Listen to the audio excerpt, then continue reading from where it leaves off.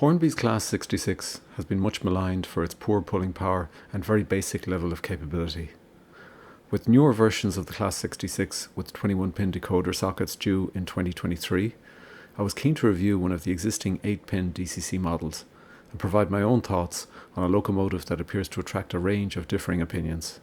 It's time to take a closer look.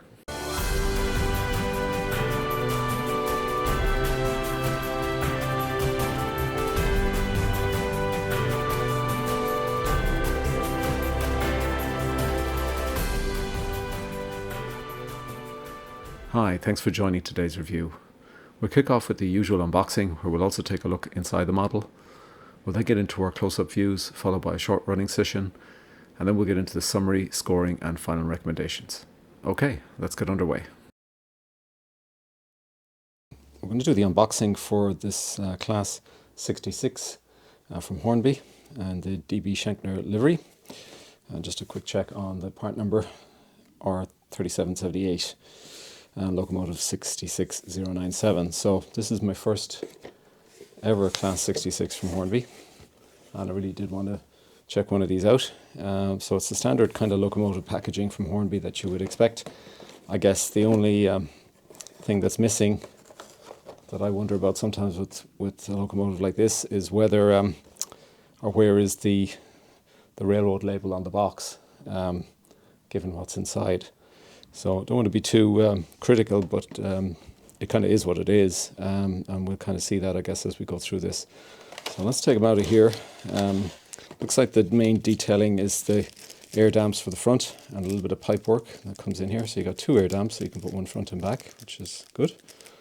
That's fine. This is relatively flimsy packaging now for a locomotive. But this is not the heaviest locomotive in town, so I guess it's probably adequate for the job, and it does feel a little bit on the light side. So we will do our usual weigh-in on this particular locomotive. I guess my first impressions and my expectations now on this are relatively low, because I suppose I've seen some reviews of these Class 66s, and they come in a wide variety of nice liveries, to be fair to Hornby, and that's a positive. They do crank them out in an awful lot of liveries, which is great, but I guess it is hugely limited. So just looking across the model here, and the body does look relatively, it's got a kind of a cheap look to it, if I say that. Now, the labelling is pretty nice there and the lettering, but it has a kind of a cheap feel and look to it. The chimney looks okay on the top there, and the glazing does have, you've got the outer rims of the glazing there look pretty good. The wipers they're just molded parts, which is not to be, and that glazing looks a little bit rough, it really does, around the window there. There's no lighting, of course, and there's nothing like spring buffers or anything like that. These are all fixed buffers, and there really isn't any kind of separately fitted parts from a detail perspective, so you're not going to have to worry about breaking off little bits of detail, because there isn't any. The bogies are fine; they're kind of adequate, for what they are. I guess my first view is it does look pretty basic, but perhaps livable with from a budget perspective, and really it comes down to then really how this locomotive performs in general, what sort of pulling power does it have. They become the kind of important things. So I'm just going to look on the underbody here, look at the two bogies. So it does appear to have all-wheel pickup, but it does have traction tires. So there's a traction tire here, and there's a traction tire here, and this is on the motorized bogie. Looks like a bit of dirt on those wheels as well. I might need to do a quick clean on the wheels as well. Sometimes you do get manufacturing residue on the wheels, so it's as well to take a quick clean before you try it out. Just looking at the actual, there we've got the pockets for the connector, so that they'll have to come out on the front end. We'll take the front one out to install one of the air dams, and then we'll just have one coupler at the rear. I'll do that for the running session. So again, look, it's all molded detail underneath there. It's reasonably sharp, so it looks like from a tool perspective it's reasonably good. but it is basic. It really is. Now there is a level of cab detail, I guess. The seating you can see in there, and you can see the kind of dashboard area, very basic. Obviously people may augment some of that and put a driver in, that kind of thing. But certainly lighting is probably one of the biggest gaps, I guess, from what people would be used to. So I tend to put a TTS, well, not actually a TTS decoder in this. I'm going to put a DCC decoder into this. And that does have a SOUNDTRAXX one that does have a Class 66 option. So as well as checking out this locomotive, we can check out the Class 66 option on SOUNDTRAXX, which I haven't tended to use in the past. So it'll be interesting to configure up that option, and we'll try that out and see what she sounds like as well as running. I say I picked this up for £50 on sale from Kernow. If she runs well, I'll be well pleased, and you know, you'd have to term it as a bargain. But it is a basic locomotive, very much basic, and as I said, it probably should have a railroad label on the box. Particularly when you have things like traction tires in there, and as I say, we'll see how she performs on the track. Okay, I think as part of this, I don't usually do it as part of my out-of-box review, but I have taken the cover off here, so just to give you a quick look under the hood, to see what we're dealing with. So you can see the cab areas, they're pretty basic. No, it's great because they're exposed now, so you can actually, this is good, you can actually add your driver in here very easily. We've got a motor up here, so we'll see how she performs in the running session, and we've got our DCC socket here. So I hope we have a little bit of room. To use the SOUNDTRAXX decoder, I do need to use a 21 to 8 pin adapter header, so I'll be trying that out as well. So we'll see how that fares out a little later on, and I can see that there's weight actually in the middle here, so this is where they've used the kind of ballast weight for this model to give it some sort of weight. You can kind of see it in there. So that's what she looks like on the inside. There isn't a lot going on in here, plenty of room for a speaker for sure, so I won't have a problem there, and plenty of room for the decoder. Just to hope with the height, I don't have an issue on the height side in terms of putting in the adapter, and it's pretty easy to get this body off, to be fair. There's only a couple of clips either side, front and back, so it's very easy to get off.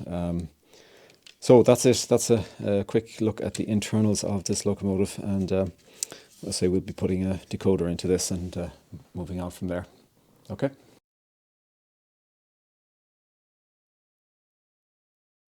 Okay, we're going to get into the close-up view, so we'll start with a look at the front cab area. So you can see the glazing at the side there, which isn't bad, and you can see some of the inside detail in the cab area, which is pretty modest. Some nice labelling around the handrails there. There's moulded handrails that are painted over. You've got the underbody and bogies there, which again are adequate. It's all pretty generic, and it's all moulded detail. There's no separately fitted parts anywhere to be seen here. The livery, as I mentioned, the unboxing is a little bit toy-like and probably could do with some weathering, some very light weathering. There's a nice chimney actually on the top there. We'll see that in the 360 view. But as I said, and I think it's an artifact of this particular livery. I think some of the other liveries would be a little bit better, but a bit of weathering wouldn't go astray.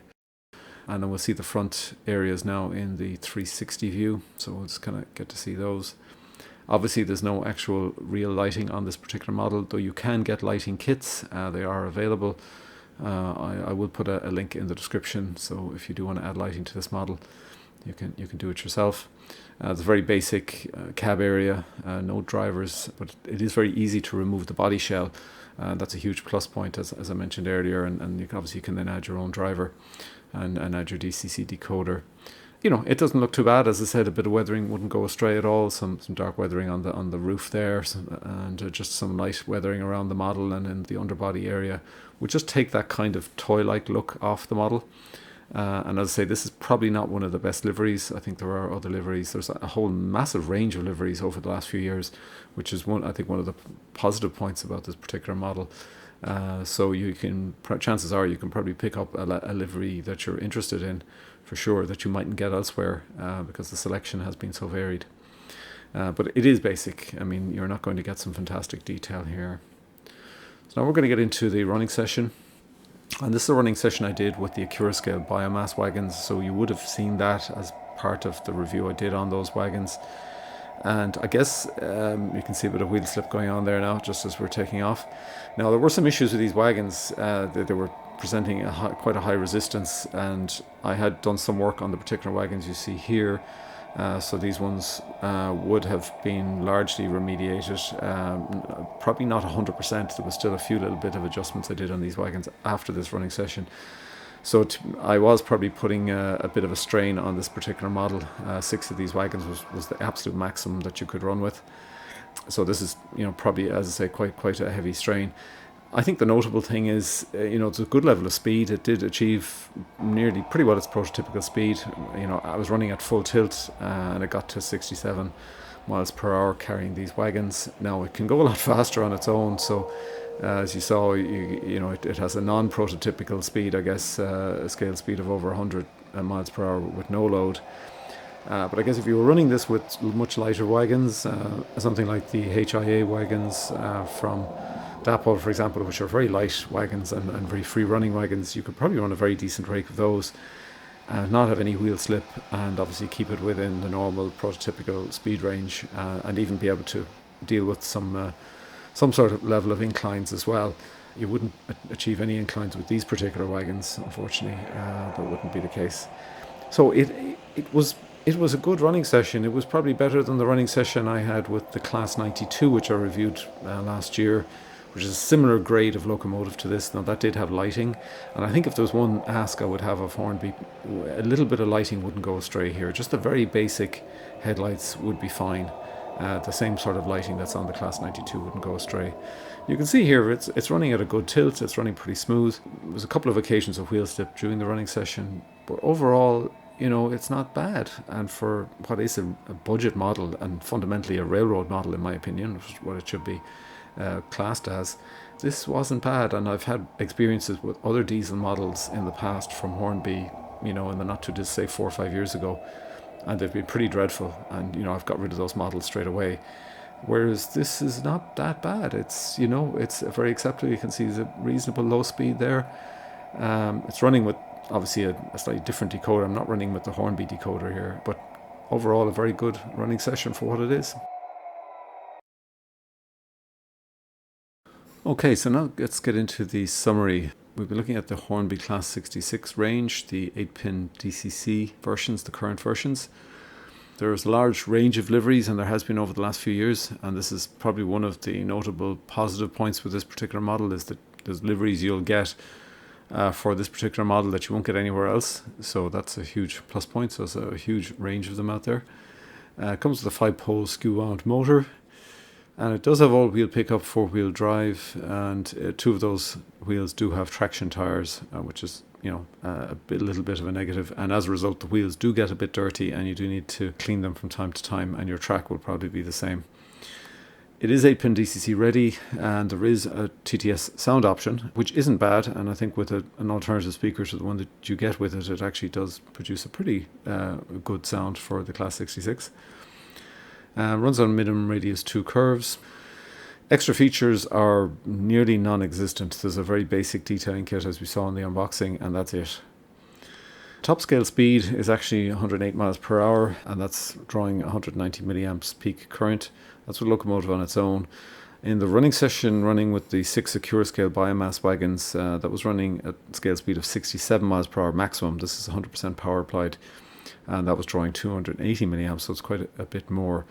And I suppose that's starting to get into a current level of current consumption that I would have a concern for a TTS decoder, which can overheat. If you were running at full speed for an extended period of time, you could damage your TTS decoder at that sort of load.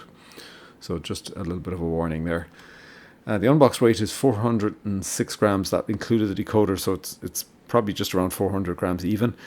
And that's actually reasonably heavy for this type of locomotive, this grade of locomotive from Hornby. So they put some extra ballast weight in there in that middle section. It's not because of anything else, because the body is all plastic. Obviously, all the underbody and superstructure is all plastic. It's just some added ballast weight added to the model. Now, retail selling price. Now, this does vary quite a bit across the range. So off the current range, The retail recommended price varies from $74.99 to $19.99. This is on the Hornby website. You will get it from the retailers starting at $59.99 and beyond, and going upwards from that. It really does depend. You can get a £99 RRP model for that price. So if you shop around, so it's well worth shopping around for these. There are obviously the current versions that are on sale, and there's always some of last year's models that are there, and you may even get those a little bit cheaper if you're lucky. So it's well worth checking out your different model, shopping around, checking your model shops. You should certainly be able to get this less than the £75 level, though obviously some of the more popular liveries will tend to be a little bit more expensive as of May 2022. So let's get into the scoring. So the running performance I'm giving is a 6 out of 10. Doesn't have any sort of significant pulling power. Let's be honest. This motor does begin to suffer quite a bit. Even the 6 biomass wagons now, albeit they would be higher level of resistance on those wagons than a lot of normal wagons would be, and they're large, physically large wagons. So that was probably quite a test. So it does fall down in terms of pulling power for what it is, because it's a Class 66, right? So it's supposed to be representative of that locomotive, which it certainly isn't from a pulling perspective. I think you did see in the running session, though, that it does pretty well run well, and it does respond well to the TTS control. Obviously, it fails in terms of pulling power, and it fails in terms of the really low-end crawl level. But overall, I'm giving it a 6 out of 10, and there's nothing fatal here in terms of derailment, that kind of thing. That's the most important thing. So I think it's a good 6 out of 10, and for what it is, I'm probably fine with it. I mean, that's kind of what I'd expect for a locomotive like this, something in the range of 6 to 7. I wouldn't really be expecting any locomotive like this to be scoring more than 7. So it's okay. Appearance and detail, again, it's very basic. It's a 6, probably at best. There's a variety of liveries. Some may be a bit better than others, but there's really very little detail here, and everything is molded, and there's no separately fitted parts, etc. There's no lighting. But it is what it is, and again, for this category of model at this price range, a 6 out of 10, it's fine. It's certainly passable. If it wasn't, it would be a lower score, and again, for the price you're paying, I think that's probably an okay score. Extras and variants, there's really very few extras here. There is the detailing kit. There is the ability to add TTS, and there's a cost-effective TTS option. So that's really important. And I would have a concern with the new range of locomotives with a 21-pin decoder. Will they work with the 21 to 8-pin adapter, or are they going to upgrade the TTS decoders to 21-pin, but will they get more expensive when they do that? So I would have a concern that there may be a breakpoint here where the cost-effective sound that this locomotive has enjoyed is no longer going to be there. So you'll have to wait and see what those 21-pin versions of this model look like, and then make an assessment whether you might have been better off with the 8-pin socketed versions, etc. So we'll discover all of this in due course when these models become available next year. So a 6 out of 10, and that's really down to the fact that there's a wide variety of models and liveries out there. There's a lot of them in the current range, and they've been available in a whole variety of liveries over the last couple of years, and a lot of those won't have sold out, so they'll still be with a lot of stockists. So you're going to get liveries for this locomotive that you wouldn't get anywhere else. So that side of it is good. Build quality and packaging, it's very simple, and I didn't have any issues with the build quality, and the packaging is kind of the standard Hornby locomotive packaging, which for this model, because it's not the heaviest of models, I think is certainly adequate. So I think an 8 out of 10 is a reasonable score here. Price value is, again, it does depend on what you actually pay for this, one of these models, and there is a variety in terms of RRP, and there's also a variety obviously in terms of what you pay from the retailers. I think if you can get this for 75 or less, you're looking at a kind of an 8 out of 10 score, and if you can get it for 60 or less, it's kind of approaching the 10 out of 10 level, for value. So definitely worth shopping around. I think paying £90 is starting to become very expensive for this model, and that's putting you in the kind of bad value category. So I would have some concerns over the new models. They seem to be creeping up in price, and are they going to deliver anything new for that price? I mentioned, putting in some basic lighting I think would be good. I think just having the 21-pin decoder for a model that doesn't have any lighting, and hence is not going to get any benefit out of that 21-pin decoder, and if you lose the access to a low-cost sound option, or you have to put in an adapter socket, well, that's actually a step back for this model, in all honesty. It might be a nice marketing thing to say it's got a 21-pin DCC decoder socket in it, but what benefit are you going to get from that, apart from you may have a lot of 21-pin decoders that you could use with it. So we need to be careful with the new model. So overall, this is a 6.8, which is the kind of score for a decent model like this. I categorize this as a decent model for the price range. I certainly wouldn't score on it. And I think a 6.8 is not a bad score for what is a pretty basic model. It has no fatal flaw, I would say, unless you need to run very large rigs, or unless you need to run up inclines, and then this is just not a model for you. If that's what you need for your Class 66 to do, then you need to be looking at a Bachmann model or something like that. This is not going to cut it, unfortunately. But for other modelers, it might be absolutely fine and might just hit the right price point as a good budget offering. Despite its bad press, this is one of the better Hornby low-cost diesels I've experienced in recent years, with acceptable running performance for what it is, and pretty good DCC control linearity, which is something that can be hard to get even on more expensive models. Hornby need to come clean and market this model for what it is, a railroad model. Pretending it's something else makes no sense to me and is only attracting more scorn than the model probably deserves. This is not a model for someone looking for pulling power or lots of features, but budget modelers aren't likely to be running with a 20-car rake, and the low-cost TTS sound isn't the worst in the world if you put in a better speaker. The running sessions with the Acura scale biomass wagons showed both the good and the bad side of performance.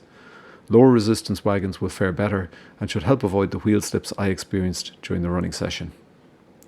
Minimal lighting, such as found on the Hornby Class 92, would have been nice, and Hornby should consider this for the 21-pin socketed versions, which would also help serve to justify the price increase for those models. It's probably an overstatement to say I was pleasantly surprised by the Hornby Class 66, but as a budget offering, it's okay, and if you can get the livery you like at the right price, then it's definitely worth consideration. If you do own one of the current Hornby Class 66 models, how is it going for you? And what are your thoughts on this particular model? Okay, thanks for joining today. I will hopefully see you on the next one, and in the meantime, happy modelling.